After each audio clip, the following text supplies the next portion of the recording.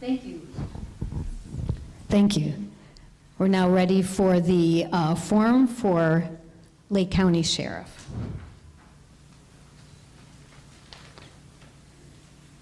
There are two candidates on the election ballot for the Lake County Sheriff.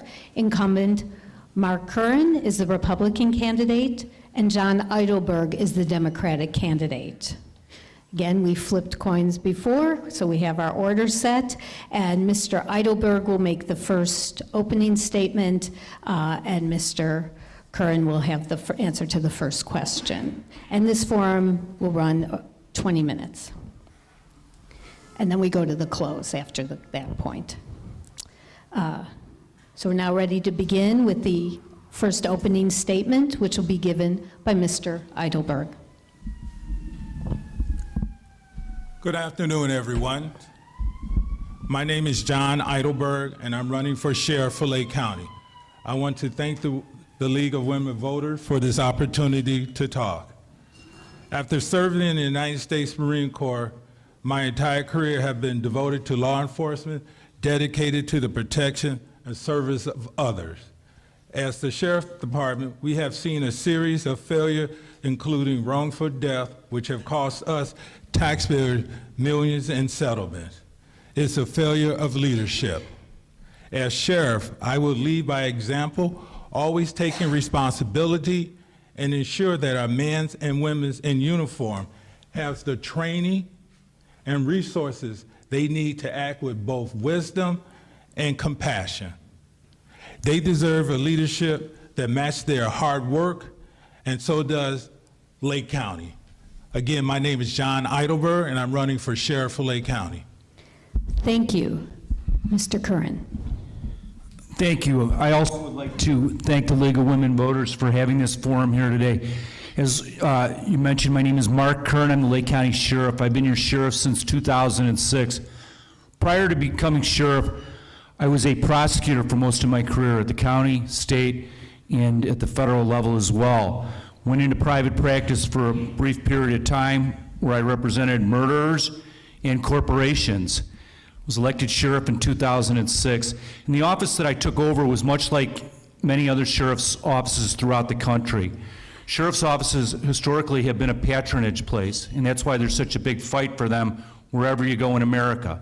Whether it's Republicans or Democrats, or whether it's a primary, trying to get their people and dole out the jobs. I've changed that culture and professionalized the office. I've done it in the model of a good to great organization by getting the best people. You look through our office in terms of the hirings that we've made in recent history and how the office is headed in the right direction. We've been a model in terms of transparency as we've gone from the warrior to the servant leadership, working on opioids and crisis intervention training. We have essentially been out in the community. I've been recognized as being a leader, as I've been endorsed by 32 mayors. As the Daily Herald, the only paper to address our race so far, said the office is headed in the right direction. Thank you. I'm Mark Curran. I'm your Lake County Sheriff, and I look forward to continuing to serve you. Thank you, Mr. Curran, and you'll have the first question. What advances will you bring to the Sheriff's Office in the next 4 years? We'll continue to lead the Sheriff's Office in terms of the technology that's available. But one of the things I'd like to mention, what I've done in most recent history is we've achieved what's known as the triple crown of accreditation. We are accredited in the jail through American Correctional Association, the National Commission on Correctional Health Care, which oversees your mental health component, and we're also accredited with our sworn officers through the CLIA, which is the Commission on Accreditation of Law Enforcement Agencies. Only 44 offices, sheriff's offices in the country have that triple crown of accreditation. It ensures that your policies are top shelf, your training is everything it needs to be, you administer discipline appropriately, that you hire correctly, and in the end, you're running an office that an objective third party comes in, looks at, and says it's headed in the right direction. We have to continue to be the leader in opioids. It's a crisis, there's no question about it. I was the first one in Lake County to draw attention to it, really, as I was the coroner at the time. back in 2011, and I was recognized on the floor of Congress as bringing attention to the opioid crisis. We'll continue to lead with mental health, crisis intervention training. We were the first office in Lake County to full out pursue it. We have a third of our office, not just sworn, but all through the office that have crisis intervention training, and our goal is to have 100%. Thank you. Mr. Idleburg. Well, thank you, Mayor.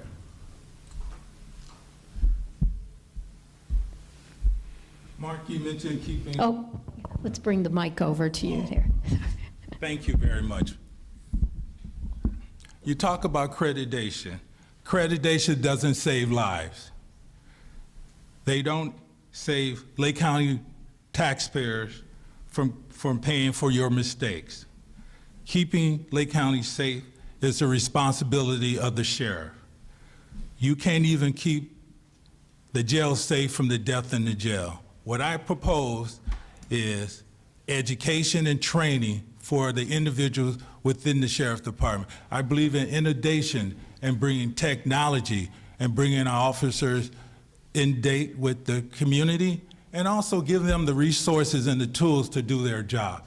They don't have the resources and tools, and we need to be leading by leadership. Thank you. Thank you. Mr. Idleburg, you'll have the next question. You'll start. It is about inmate security. What role does the sheriff play in securing the safety of inmates and those detained by officers? And what would you do to make the jails safer? Once I become sheriff, the first thing I would do is overhaul the jail. We have issues in the jail. We've had way too many deaths in the jail, and that's unacceptable for our community. I believe in starting from the top with the supervisor and making changes. We need to do education and making our community safe, because we cannot afford any more lawsuits, and the death is unacceptable as being the sheriff of Lake County. You're supposed to safeguard our community, and that's not what's happening. Thank you. Thank you. Mr. Curran.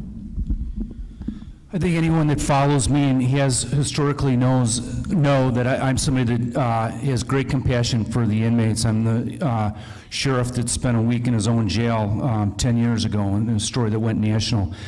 I was a lawyer that represented Illinois Department of Corrections, Illinois State Police. I know where liability exists. I was a lawyer that was recognized in Martindale-Hubbell with the highest rating, AV, was recognized by super lawyers as one of the top lawyers out there. Ultimately, when you're an accredited agency, your training is at the top shelf, and we have had the very best in training. The nature of law enforcement is that it's a tougher job than most, but there's people in law enforcement that just aren't good. That's a reality. Just like there are people in carpentry and there's people in every profession, what have you.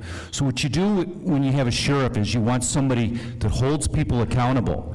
I'm the guy that has disciplined people, that has seen that they've been fired, that has held them accountable time and time again. And as a result of that, that's why you see former sheriffs that come around, follow my campaign just to be with Mr. Idleburg. I'm not somebody that's made him a lot of friends in law enforcement, but I've done the right thing, and that's why the papers understand, and that's why historically they've always looked at me as somebody that at the end of the day, he's going to hold people accountable. He's not going to circle the wagons. He's not going to say, well, us police have to stick together. He recognizes that the police are there to serve the citizenry, and that's what I've done. Thank you. Thank you. Mr. Curran, you'll have the next question. This is about interagency communication. Communication among law enforcement agencies is important when there are major crimes, lost children, et cetera. How would you improve interagency communications to benefit the public? Right, so I created the first ever Lake County Gang Task Force, and we work great with our partners, have always worked well with our partners, and I think that's very important. And I see Scott Lazar, who's a former U.S. attorney here today. He's not here for me, I just noticed he's in the crowd. But the importance is that we don't, I'm the sheriff and I don't like my federal partners or I don't like my state partners.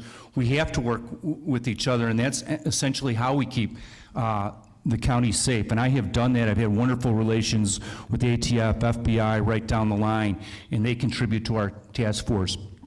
Additionally, we're moving in the direction in terms of, if you will, bringing our 911 system into a more professional and a more collaborative effort, where essentially we'll all be able to hopefully get on the same CAD at some point in time. And that CAD is the computer-aided dispatch. We're all sharing information. That is my goal. It has been my goal, and will continue to do so. Additionally, in terms of working together with other agencies, when you have 32 mayors from throughout the county endorsing your campaign, they've talked to their police chief. They know the status of the office. They know who's helping to keep their local community safe as well, and that's why I've been recognized. I have not been a partisan sheriff, never will be, and will always look in terms of the citizens we serve being first. Thank you. Mr. Idleburg. Yes, ma'am. Could you repeat the question? Yes. Communication among law enforcement agencies is important when there are major crimes, lost children, et cetera.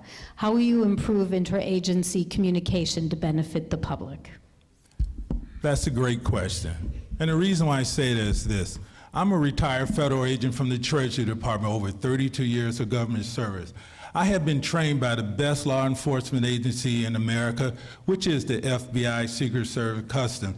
So I have a great working relationship with these federal departments, and also I have a very good working relationship with police officers through the state, because I'm currently the president of the Illinois Police Association, and I have a great rapport with the community. And I think to make our community safe, we need to have that working relationship. And I want to talk about technology. The current technology within the Sheriff's Department is outdated. We need to update the communication package within the Sheriff's Department. We need to embrace technology. We must embrace advanced technology to make our officers safe within our community.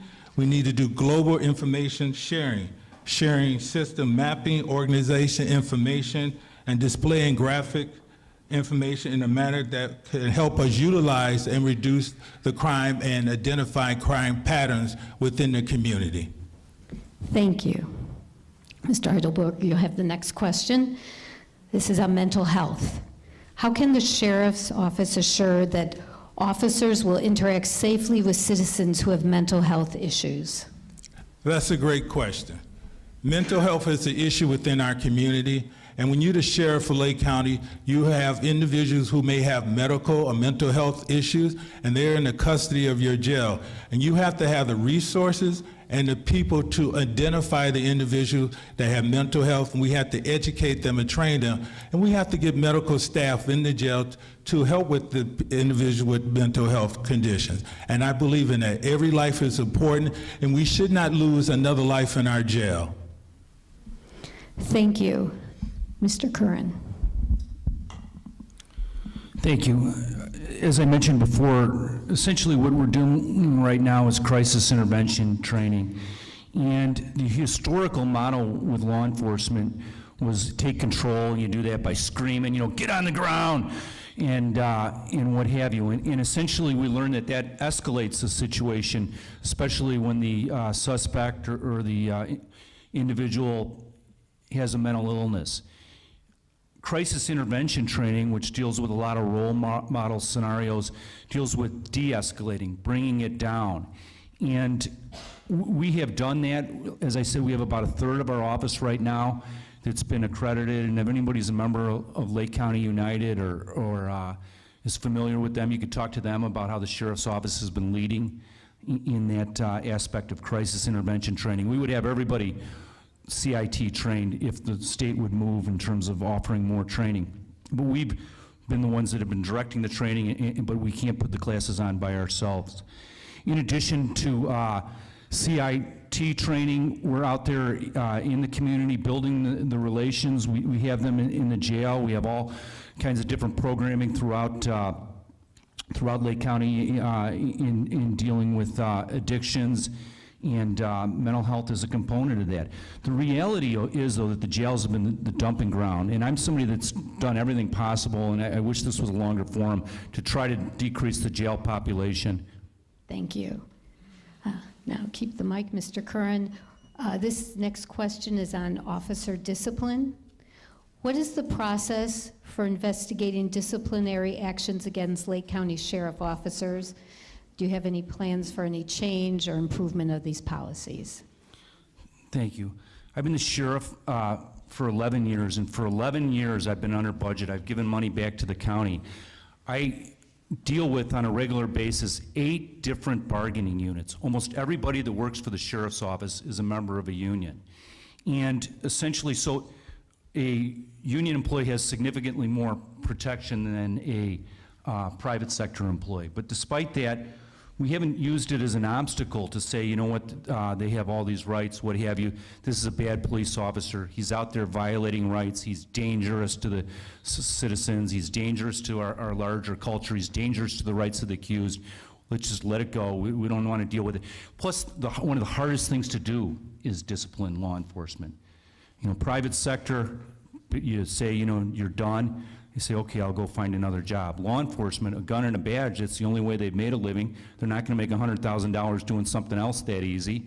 You know, it becomes a war where they're going to come back at you. So you need a strong individual to be able to do that, to stand up to them and say, wrong, we're going to fire you, or we're going to do whatever is dictated by the situation. I have a strong record of that, and I think everybody recognizes that as far as discipline, I have been a leader. Thank you.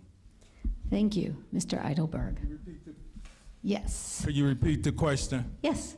What is the process for investigating disciplinary actions against Lake County Sheriff officers? If you think there should be changes, what would there be and improvements to these policies? My belief is this.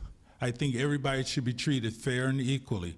I also do not believe under the current administration what's happening with the deputies is that they're making mistakes and they're called in and asked to sign a last right letter to give up their union bargaining rights or be terminated. That's unacceptable. I believe in the right for people to work. I believe that if someone makes a mistake, they should be treated fairly and equally, and that punishment should be fair and equally for everyone within the sheriff department. I don't believe anybody should be intimidated or threatened to possibly lose their job. I understand people make mistakes. They need to be held accountable for it, and they need to answer for their mistakes because they are a reflection of our sheriff department, which is a reflection of me as the sheriff.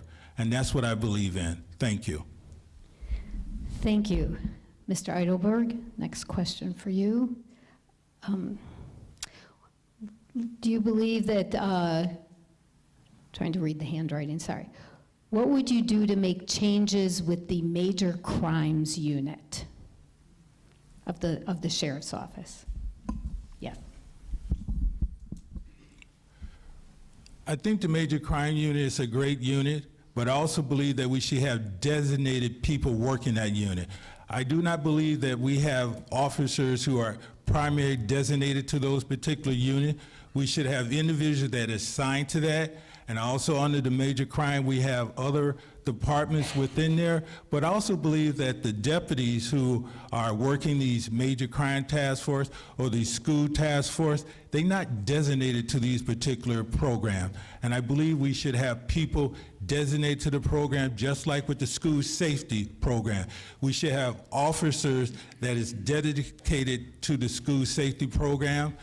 Some of these officers are right now are working different jobs within the sheriff department, and the safety of our community, our children, is very important. And I think we should have dedicated people to work those particular programs. Thank you. Thank you. So the Major Crimes Unit, the Lake County Major Crimes Task Force, is not the sheriff's office. It's an independent office. It's really, other than contributing members to the task force, the sheriff's office does not have anything to do with it. I am a board member of it, but you know, I have one vote and I'm not the president or the head of it. The task force has been an embarrassment in many ways over the course of years. Not just that, it's something that it's brought dishonor to Lake County. People were wrongfully convicted. When Dave Stolman was the chairman of the Lake County Board, Dave and I went into Mike Waller's office, and there was one prosecutor in particular that was responsible for many of the wrongful convictions, and we said this guy has to be fired. And ultimately, you know, went back and forth. I ultimately was the one that called for this particular prosecutor to either step down or be fired. Mike Waller had 2 years left in his term at that point in time, and he was the attorney for the Lake County Sheriff's Office. He never said another word to me. And I know I did the right thing, but that's what it takes is I sit on the board, I tell the members of the task force they shouldn't be doing this, but you need somebody that's with courage to do that. I've had that record of courage. I've had the record to stand up for wrongdoing in Lake County. Thank you. We're now on to the final question before closing statements, and we'll start with Mr. Curran. This is about hiring. How would you promote diversity in hiring in the sheriff's office? Thank you. That's a great question, and I've worked very hard towards that. One of the things in terms of raising the bar, as I talk about that good to great model, you can have the best policies, the best practices, the best training, the best supervision, and discipline people accordingly. But if you don't hire the right people, you're going nowhere as an organization. So we have stepped it up in terms of recruiting. I'll give one example. Rebecca Loeb, who was on Live PD, and she became a national celebrity. She responded to a burglary in Libertyville. I backed her up. She has a law degree from Chicago, Kent, and I recruited her to work for our office. And she loves it. We had another officer that we hired that has a captain in the a captain in the Army with an engineering background. Those are the type of people that are coming in. I've hired 12 former chiefs of police in Lake County to come work for me at one point or another. That's not the way they used to do it. It doesn't make people happy. They don't like outsiders coming in. But if you want to be the best agency and you want to do the best for your citizenry, you go out and you get the best talent you can. I have done that. I will continue to do that. Our numbers in terms of minorities and women have gone up significantly under my leadership, and will continue to do so. Thank you.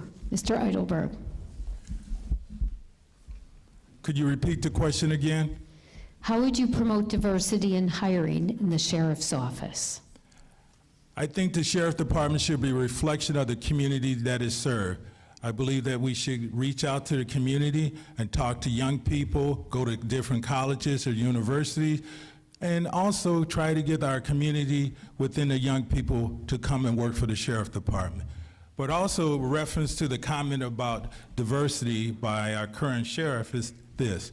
I believe hiring is very important, but I also believe that everybody who take the test should be promoted, and we should not just promote people based on their gender because we need to fill a quota. We need to hire the most qualified individual for those positions, and that's what I believe in. And I believe in making the community safe. We should have a diversity of all people from all walks of life to make our community safe.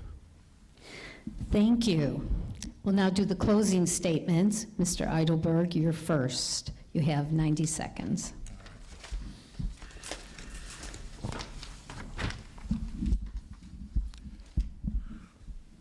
As a federal agent, I know the advantage of cutting-edge technology to integrate into my plan to be more proactive and responsible sheriff office for each and every one of us. That is why I'm running for sheriff, to give the men and women of the Sheriff Department true leadership, mission focus, to achieve their changes and demand goals of our first responders, and to be absolutely accountable to each and every one. I remember the oath I took to serve and protect, and that's what I believe in as being a sheriff of Lake County, to serve and protect and always put the community first before me. It's about leadership and dedication and making our community safe for everyone. And I also wanted to make the comment about being endorsed in 39 mayors who were supposed to support Mr. Curran. Those 39 mayors doesn't exist. There's only 16, maybe half of that's around. Again, my name is John Idleburg, and I want to be your next sheriff for Lake County. Thank you. Thank you. 32 mayors, meaning mayors and village presidents, 32 community heads. So essentially, I would also ask for your support. When you think of what happened in terms of the sheriff's office, the office I took over and the office direction we're headed in, think people that are on the inside recognize the fact that we now have the Triple Crown in accreditation. It's not me telling you how great we are. It's the fact that these independent bodies, these accrediting agencies, the gold standards in accreditation, have come in, looked at our office, and said that, boy, that office is headed in the right direction. We're very proud of our office, and that's why I put us out there on Live PD. We're on the Women in the Law right now. We've been featured on countless programs, and we continue to put our office out there because of the direction in wanting to show people just how good we're getting. We continue to lead in terms of transparency. You know, I don't hide videos. The media knows that, and that's why they love dealing with me. I answer the questions. I release videos. Every officer in the jail and on the sworn side has a body camera. We were at the cutting edge of that, first essentially to do that. And we do that because we want to protect the officers from false allegations, but we also want to protect the citizenry. I'm not somebody that's ever going to tell you that because they have a gun and a badge, they're a good person. It's just not the reality of the world. We continue to move in terms of that servant-minded leadership. That's why we lead on CIT training, why we've taken the lead on opioids and community policing. Thank you, and my name is Mark Curran. Thank you very much. And please offer your applause to the candidates. One announcement. I have been given one announcement here that there actually is a third write-in candidate for sheriff, Eric Sinderman, and the league regrets we did not know of his candidacy when we planned this event. Just if he's here, if he would like to stand. Don't know. Okay. You're Eric Sinderman? Okay, thank you. Everybody in here who needs to be in